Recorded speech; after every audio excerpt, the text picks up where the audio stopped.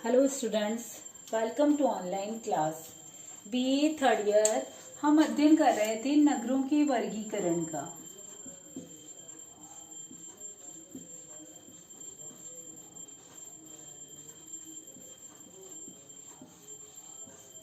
Students, पिछली video में हमने ये जानने का प्रयास किया कि नगरों का जो वर्गीकरण है वो तीनों आधारों पर किया गया है। एक मैंने आपको बताया था प्रकारात्मक आधार पर। किस आधार पर स्टूडेंट्स? प्रकारात्मक आधार पर नगरों का वर्गीकरण। दूसरा जो वर्गीकरण है वो स्टूडेंट्स पारिस्थितिकीय आधार पर।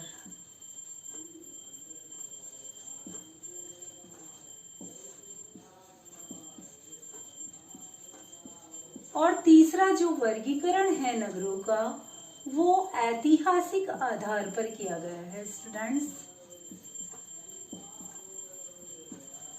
तो सबसे पहले हमने प्रकारात्मक आधार पर वर्गीकरण शुरू किया था स्टूडेंट्स, जिसके अंतर्गत मैंने आपको एस रीमर जो है, जिन्होंने अपनी पुस्तक द मॉडर्न सिटी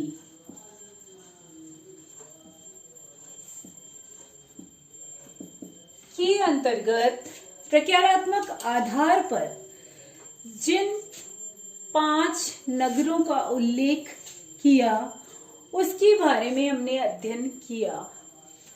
आज इस वीडियो में स्टूडेंट्स हम प्रकारात्मक आधार पर ही जो वर्गीकरण किया गया है, जो कि ई बर्गेल ने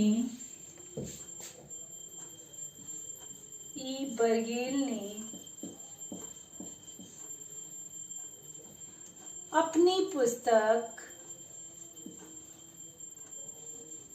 ई बर्गेल की पुस्तक का नाम है स्टूडेंट्स अर्बन सोशियोलॉजी।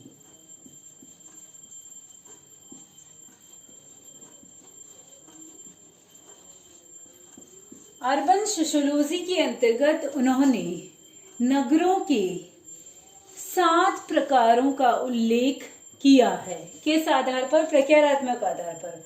पहला जो है रीमर के अनुसार द मॉडर्न सिटी बुक में रीमर ने 5 प्रकारों का उल्लेख किया नगरों का, और ई बर्गेल ने अपनी पुस्तक अर्बन सोशियोलॉजी के अंतर्गत 7 नगरों के प्रकारों का उल्लेख किया है। सबसे पहले उन्होंने जो नगर का प्रकार बताया है स्टूडेंट्स, वो बताया है आर्थिक सेवा केंद्र। कौन सा स्टूडेंट्स? आर्थिक सेवा केंद्र। पहला जो नगर का प्रकार ई बर्गेल ने बताया है वो है आर्थिक सेवा केंद्र। आर्थिक सेवा केंद्र के अंतर्गत स्टूडेंट्स प्राथमिक उत्पाद केंद्र, जो कि खान खोदकर खनिजों को निकालना, मत्स्य पालन इत्यादि से संबंधित, या फिर तेल निकालने से संबंधित जो उद्योग हैं, जो कि मुंबई, चेन्नई इत्यादि बड़े नगरों के अंतर्गत पाए जाते हैं, या फिर भारत में यूं ले लीजिए कोलायत। साथ ही साथ झरिया कोयले की खान के द्वारा जो उत्पादन किया जाता है, कोलायत में जो सोने का उत्पादन किया जाता है खान को खोदकर, या फिर त्रावणकोर में एल्यूमिनियम का उत्पादन जो किया जाता है, वो आर्थिक सेवा केंद्रों के अंतर्गत ही आते हैं। आर्थिक सेवा केंद्र के अंतर्गत जो औद्योगिक उत्पादन केंद्र है, जिसके अंतर्गत उद्योगों के द्वारा भी उत्पादन किया जाता है, यानी औद्योगिकरण, यानी बड़ी बड़ी मशीनों के द्वारा जो उत्पादन किया जाता है, वो जो आर्थिक औद्योगिक उत्पादन केंद्र हैं उसके अंतर्गत आते हैं। वो भी आर्थिक सेवा केंद्र के अंतर्गत ही रखे जाते हैं, क्योंकि आर्थिक सेवा केंद्र के अंतर्गत जो औद्योगिक उत्पादन केंद्र है उसमें वृहद, मध्यम और लघु तीनों प्रकार के जो उद्योग हैं उन उद्योगों को सम्मिलित किया जाता है। यानी आर्थिक सेवा केंद्र के अंतर्गत एक तो प्राथमिक उत्पाद केंद्र जो कि खानों से वस्तुओं को निकालकर उत्पादन किया जाता है वो, इसके अलावा औद्योगिक उत्पादन केंद्र चाहे वो वृहद हो, मध्यम हो, लघु हो, इन सभी को ई बर्गेल ने आर्थिक सेवा केंद्रों के अंतर्गत सम्मिलित करने का प्रयास किया है। नेक्स्ट जो आते हैं वो आते हैं औद्योगिक केंद्र।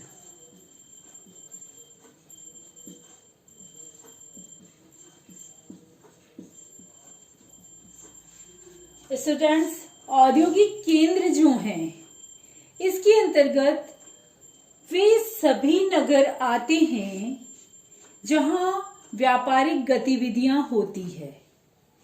यानी जहां व्यापार से संबंधित, उद्योगों से संबंधित कोई भी कार्य होता है वो औद्योगिक केंद्रों के अंतर्गत रखे जाते हैं, चाहे वह स्थानीय व्यापार केंद्र हो, चाहे वह राष्ट्रीय व्यापार केंद्र हो, चाहे वह अंतरराष्ट्रीय व्यापार केंद्र हो। अंतरराष्ट्रीय व्यापार केंद्र यानी टोक्यो, मैनचेस्टर, कोलकाता इत्यादि, या फिर राष्ट्रीय व्यापार केंद्र जो सूरत और लुधियाना है मुख्य रूप से। साथ ही साथ जो स्थानीय व्यापार केंद्र होते हैं उन स्थानीय व्यापार केंद्रों को भी इसके अंतर्गत सम्मिलित किया जाता है। किसके अंतर्गत? औद्योगिक केंद्रों के अंतर्गत। यानी ई बर्गेल ने जो अर्बन सोशियोलॉजी में पहला तो बताया आर्थिक सेवा केंद्र के आधार पर नगरों का वर्गीकरण, जिसमें उन्होंने प्राथमिक उत्पादन केंद्र और साथ ही साथ जो विभिन्न प्रकार के औद्योगिक उत्पादन केंद्र है उनका वर्णन करने का प्रयास किया। नेक्स्ट उन्होंने औद्योगिक केंद्र बताए। औद्योगिक केंद्र के अंतर्गत उन्होंने स्थानीय, राष्ट्रीय एवं अंतरराष्ट्रीय व्यापार केंद्र जो हैं उन तीनों का वर्णन किया है। स्थानीय, राष्ट्रीय एवं अंतरराष्ट्रीय व्यापार केंद्रों का वर्णन करने का प्रयास किया है। नेक्स्ट उन्होंने बताया स्टूडेंट्स परिवहन केंद्र, यानी कुछ ऐसे नगर भी हैं जो कि परिवहन के आधार पर बने हैं, परिवहन के आधार पर प्रसिद्ध हुए हैं। यानी इसके अंतर्गत उन सभी बड़े नगरों को सम्मिलित किया जाता है जहां पर परिवहन की सभी सुविधाएं उपलब्ध है। परिवहन की सुविधाएं उपलब्ध होने की वजह से ही इन नगरों को परिवहन नगरों के नाम से संबोधित किया जाता है। इसमें आप या तो अंतर्देशीय ले लीजिए, यानी एक देश का अपने ही देश में जो व्यापार होता है वो अंतर्देशीय नगर, या फिर जो बंदरगाह होते हैं उन बंदरगाहों पर भी जहाजों के द्वारा जो व्यापार होता है वो भी परिवहन केंद्र के अंतर्गत सम्मिलित किया जाता है। जैसे कोचीन, विशाखापट्टनम, कांडला इत्यादि जो बड़े बंदरगाह हैं उनके द्वारा, या फिर अंतर्देशीय जो नगर हैं जैसे चेन्नई, कोलकाता इत्यादि जो आते हैं उसके आधार पर भी परिवहन केंद्रों को दो भागों में विभाजित किया गया है। नेक्स्ट जो आते हैं ऐसे केंद्र आते हैं जिसके अंतर्गत राजनीतिक केंद्रों को सम्मिलित किया जाता है। किनको सम्मिलित किया जाता है? राजनीतिक केंद्र। स्टूडेंट्स, अब ये राजनीतिक केंद्र जो होते हैं ये भी दो प्रकार के होते हैं। राजनीतिक केंद्र जिसमें राष्ट्रीय राजधानियां होती है या फिर सैनिक छावनियां होती है। सैनिक छावनियां होने के साथ साथ क्या होती है? राष्ट्रीय राजधानियां होती है। इनको भी राजनीतिक केंद्रों के अंतर्गत सम्मिलित किया जाता है। राजनीतिक केंद्रों का जो विभाजन है वो दो भागों में किया गया है। पहले जो है वो नागरिक राजनीतिक केंद्र होते हैं। कौन से होते हैं? नागरिक राजनीतिक केंद्र।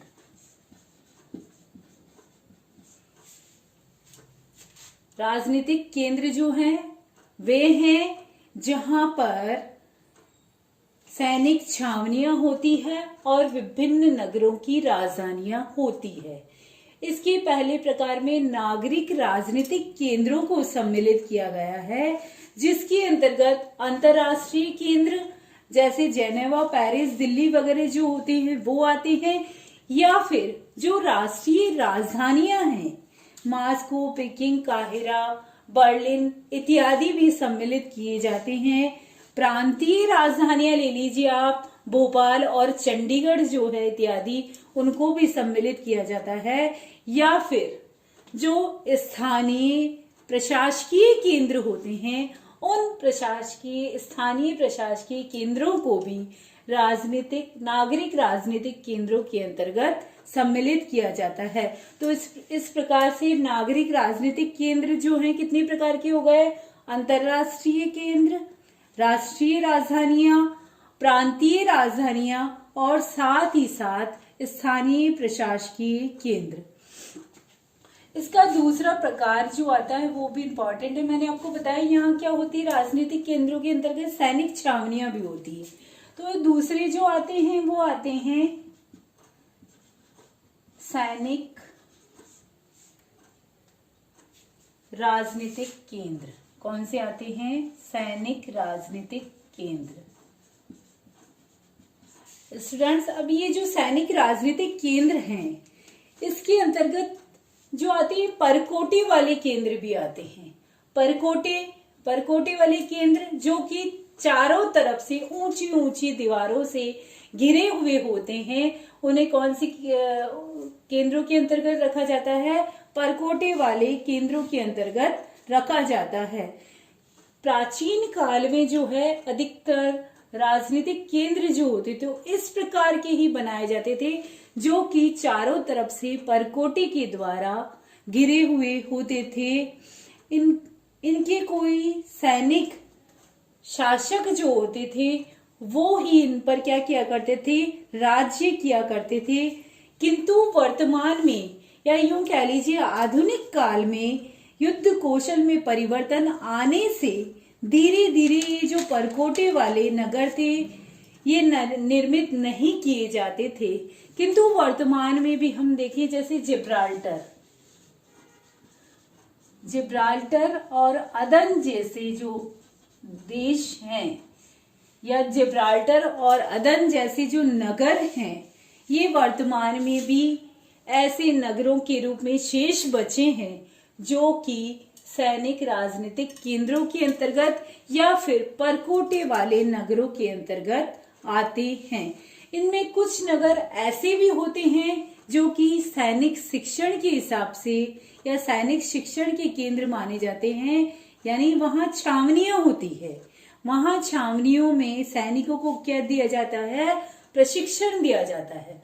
जैसे भारत में आप देख लीजिए देहरादून एवं फिल्लोर इत्यादि जो केंद्र है वहां पर सैनिक शिक्षण केंद्र या सैनिक प्रशिक्षण केंद्र जो है वो पाए जाते हैं।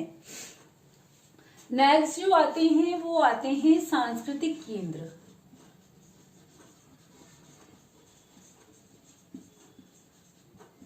सांस्कृतिक केंद्र स्टूडेंट्स नाम से ही पता चल रहा है जहां पर धार्मिक, सामाजिक एवं सांस्कृतिक कार्य होते हैं, यानी जो विभिन्न प्रकार की हमारी जो संस्कृति है उस संस्कृति के लिए प्रसिद्ध है।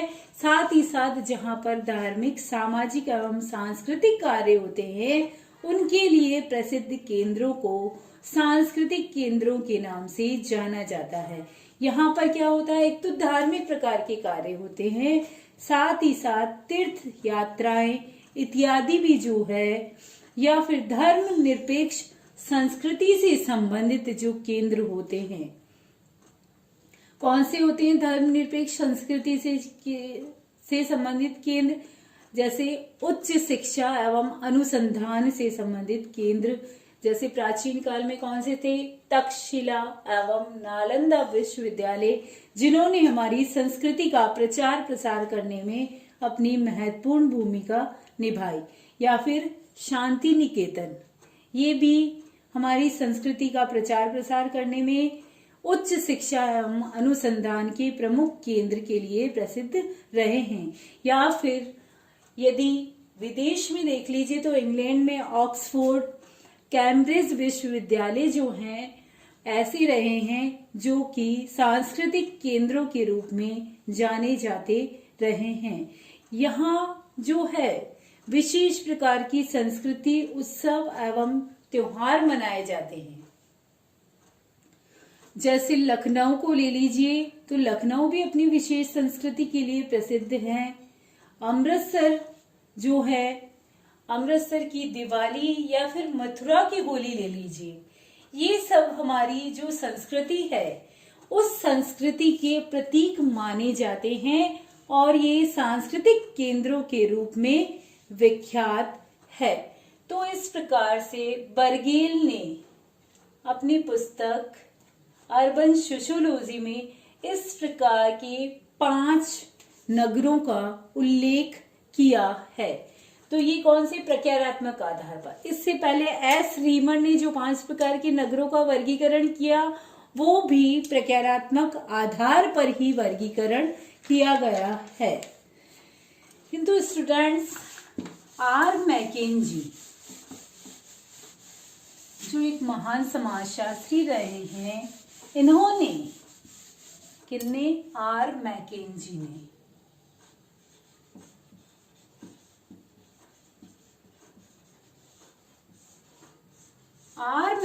ने पारिस्थितिकीय आधार पर, किस आधार पर स्टूडेंट्स? पारिस्थितिकीय आधार पर नगरों का वर्गीकरण करने का प्रयास किया है।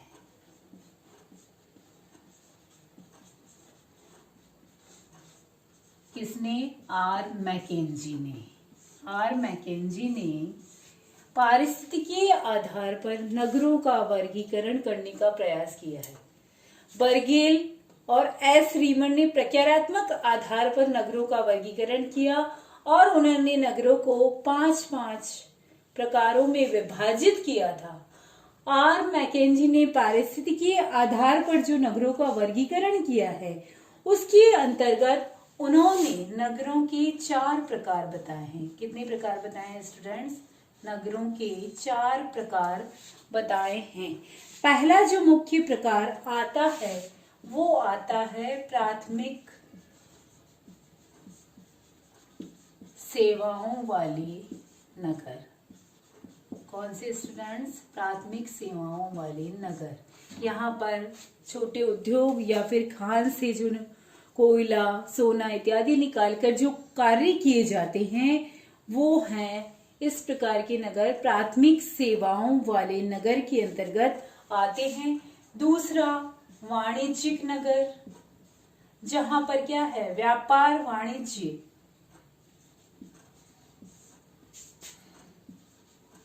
इत्यादि जो है अत्यधिक मात्रा में किए जाते हैं। व्यापार और वाणिज्य का जो कार्य किया जाता है वह कहलाता है वाणिज्यिक नगर। तीसरा जो है मैकेंजी ने महत्वपूर्ण नगरों का प्रकार बताया है वो बताए हैं औद्योगिक नगर। कौन सा स्टूडेंट्स? औद्योगिक नगर। औद्योगिक नगर नाम से ही विदित हो रहा है, जहां पर बड़े बड़े उद्योगों की स्थापना हो, बहुत सारे मशीनों के द्वारा, यांत्रिक साधनों के द्वारा उत्पादन किया जाता हो, ऐसे नगरों को उन्होंने औद्योगिक नगर के नाम से संबोधित किया। और चौथा जो बताया है उन्होंने मिश्रित नगर, जहां पर इन सभी प्रकार के कार्यों को सम्मिलित किया जाता है, उनको क्या कहा जाता है? मिश्रित नगर के नाम से संबोधित किया जाता है। तो आर मैकेंजी ने पारिस्थितिकी आधार पर नगरों का वर्गीकरण करने का प्रयास किया है और इन्होंने जो अपनी महत्वपूर्ण पुस्तक है the ecological approach to the the ecological approach to the study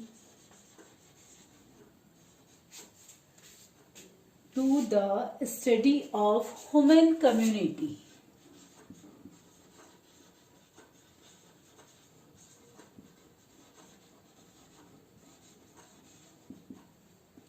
के अंतर्गत the ecological approach to the study of community human community के अंतर्गत पारिस्थितिकीय आधार पर इन 4 प्रकार के नगरों का उल्लेख करने का प्रयास किया है।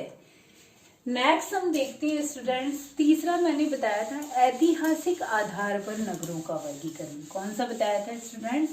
ऐतिहासिक आधार पर नगरों का वर्गीकरण, यानी तीसरा मुख्य आधार कौन सा है? ऐतिहासिक।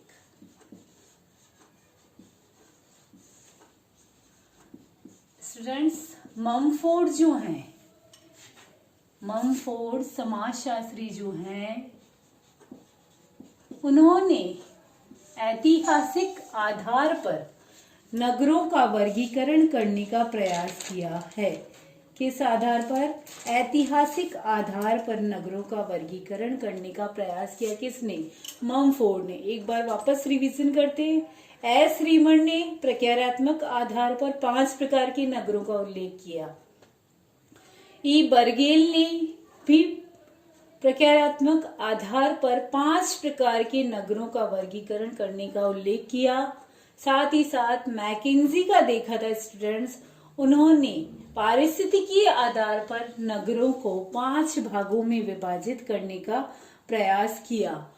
और ऐतिहासिक आधार पर नगरों का वर्गीकरण करने का जो प्रयास किया है स्टूडेंट, वो किसने किया है? ममफोर्ड ने किया है। ममफोर्ड ने कितने प्रकार के नगरों का उल्लेख किया है? 4 प्रकार के नगरों का उल्लेख किया है। पहले जो उन्होंने ममफोर्ड ने बताए हैं वो बताए हैं मध्यकालीन नगर। कौन से स्टूडेंट्स? मध्यकालीन नगर। 4 प्रकार के अंतर्गत पहला जो है वो है मध्यकालीन नगर।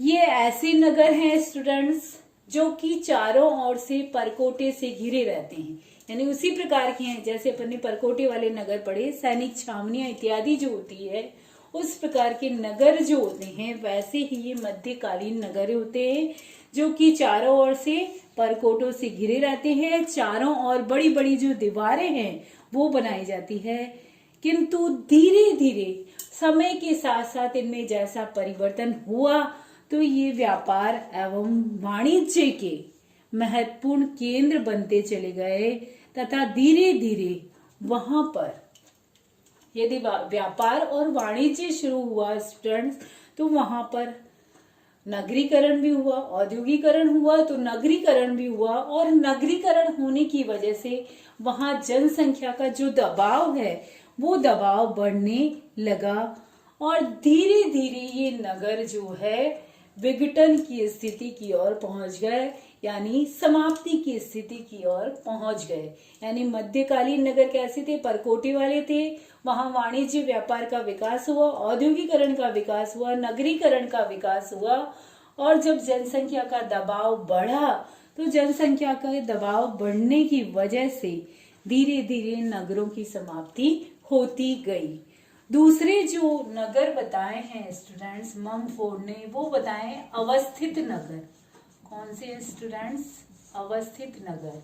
ये किस आधार पर वर्गीकरण है स्टूडेंट्स? ऐतिहासिक आधार पर वर्गीकरण है। अवस्थित नगर वे नगर है जहां पर व्यापार और वाणिज्य का जो विकास है वो काफी हुआ है। इनमें खुले बाजार की जो गतिविधियां हैं वो गतिविधियां अधिक मात्रा में होती रहती है। साथ ही साथ इन नगरों में व्यापार और वाणिज्य बढ़ने की वजह से प्रशासनिक कार्यालयों की स्थापना भी हुई है, यानी प्रशासनिक कार्यालयों में अत्यधिक वृद्धि हुई है।